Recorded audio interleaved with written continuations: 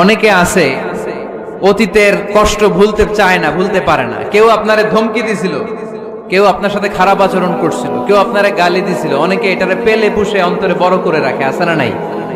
ভুলতে চায় না, মনের ভেতরে রাগ পেলে পুষে রাখা ঠিক না। মনে মনে কয়, তুই আমারে মারছিলি, আমি তোরে মারব। তুই আমারে অপমান করছিলি ওই দিন, যদি একদিন সুযোগ পাই তোরে হতা এলামু। আছে না এরকম? সেই 20 বছর আগে আপনারা সব অপমান করছে, ওইটারে পেলে পুষে আপনি অন্তরে নিয়ে বয়ে বেড়াচ্ছেন।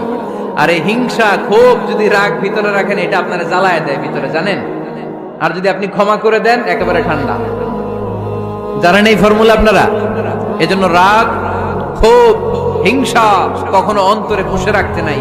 কোন বান্দা যদি তার অন্য কোনো ভাইকে ক্ষমা করে দেয়, আল্লাহ তাআলা ওই ক্ষমাকারীর সম্মান আর মর্যাদাকে বাড়িয়ে দেয়। তাই আমাদের বেশি বেশি ক্ষমা করা দরকার।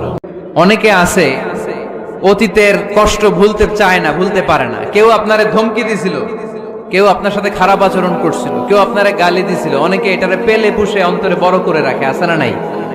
ভুলতে চায় না, মনের ভেতরে রাগ পেলে পুষে রাখা ঠিক না। মনে মনে কয়, তুই আমারে মারছিলি, আমি তোরে মারব। তুই আমারে অপমান করছিলি ওই দিন, যদি একদিন সুযোগ পাই তোরে হতা এলামু। আছে না এরকম?